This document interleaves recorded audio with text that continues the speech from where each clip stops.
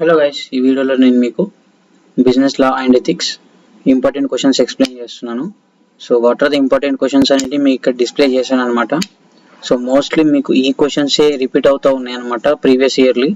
And almost all మీరు ఇవి చదువుకుంటే మీరు ఎగ్జాక్ట్గా ఎబోవ్ యావరేజ్ మార్క్స్ అయితే స్కోర్ చేసుకోగలుగుతారు. ఆల్మోస్ట్ ఆల్ అంటే paper pattern and paper model అంటే ప్రీవియస్ ఇయర్ క్వశ్చన్స్ రిపీట్ అయితే వీఆర్ లక్కీ అనమాట. సో ఆల్మోస్ట్ ఆల్ ఇవే క్వశ్చన్స్ రిపీట్ అవుతాయి.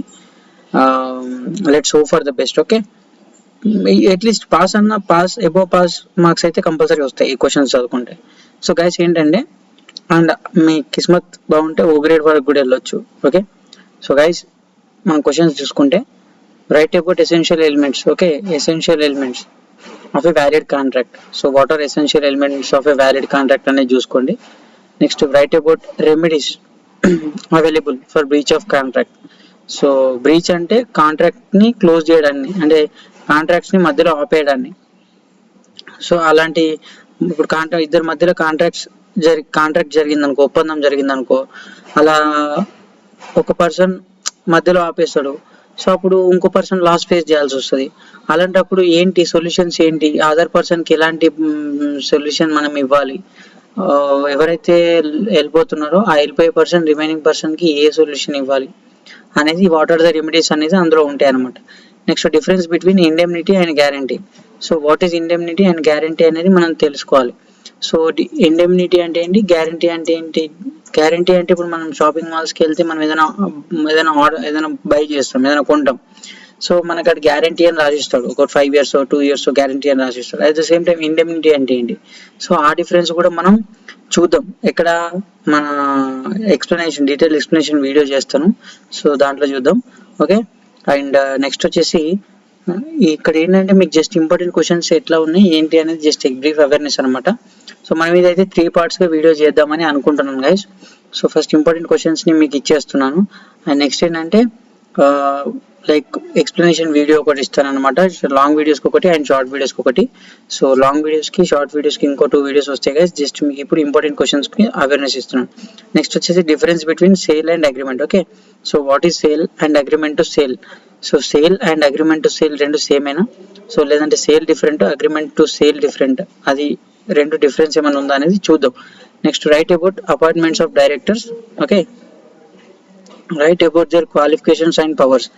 So appointment of directors. So directors అంటే మన కంపెనీలో మేనేజర్స్ లాగా పనిచేసే వాళ్ళు అనమాట.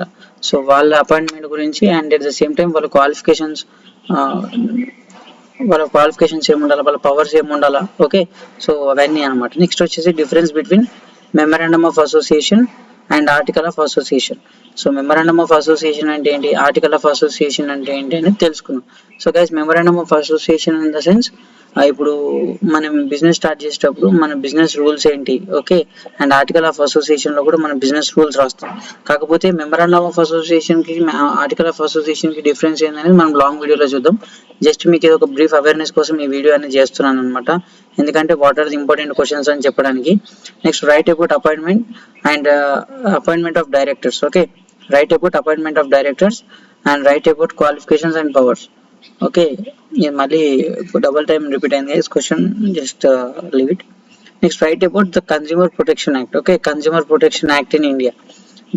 దీనిపైన మీరు మీ ఒపీనియన్, మీ ఆన్సర్ అనేది రాయాలన్నమాట. సో మనం కూడా లాంగ్ వీడియోలో ఎక్స్ప్లెయిన్ చేస్తాను.